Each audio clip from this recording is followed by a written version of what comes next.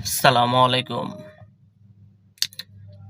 আমাদের যদি এই জুলাইকে বাঁচাতে হয়, জুলাইকে যদি আমাদের ধারণ করতে হয়,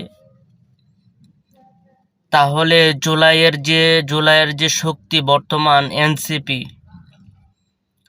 এনসিপিকে আপনাদের সাপোর্ট করতেই হবে। তার কারণ হচ্ছে ছাত্র জনতা এই এনসিপিকে যদি সাপোর্ট না করে, আল্লাহ না করুক ধরেন বিএনপি কিংবা অন্য কোনো দল ক্ষমতায় আসার পরে তারা এখন যে ভাষায় কথা বলছে, তারা সরাসরি এই জুলাই গণ অভ্যুত্থান অস্বীকার করবে। আপনারা বিএনপি নেতাদের কথাবার্তা আপনারা দেখেন, প্রায় নেতারাই এই জুলাই অভ্যুত্থানকে প্রায় অস্বীকারই করে আকার ইঙ্গিতে।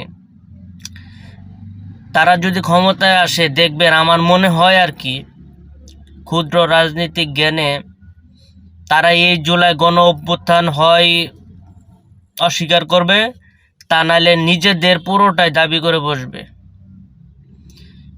এই এনসিপিকে প্রত্যেকটা মানুষ যারা আন্দোলন করছেন, মানে আওয়ামী লীগ তো পছন্দ করবেই না, এই এনসিপি তা নাহলে জামাত নাহলে গণ অধিকার পরিষদ, তাদেরকে সামনে উঠায় আনতে হবে।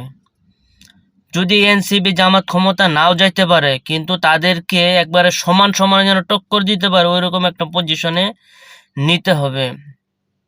আর এই এনসিপি যদি রাজনৈতিক দল না হতো, তাহলে এই জুলাই গণ অভ্যুত্থানের যারা নেতা ছিল তাদেরকে কিন্তু মানুষ রাস্তায় ফেলে, মানুষ বলতে কি যারা আওয়ামী লীগের আছে তারাই তাদেরকে একটা করে ধরে মেরে ফেলতো।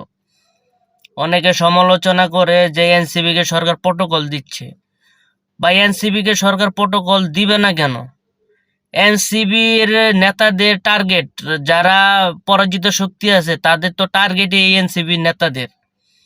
এই এনসিবির নেতারা যদি না থাকতো তাহলে সরকার পতন হইতো না। তাদের মূল টার্গেট হইলো এখন এনসিবির এই বড় বড় নেতারা।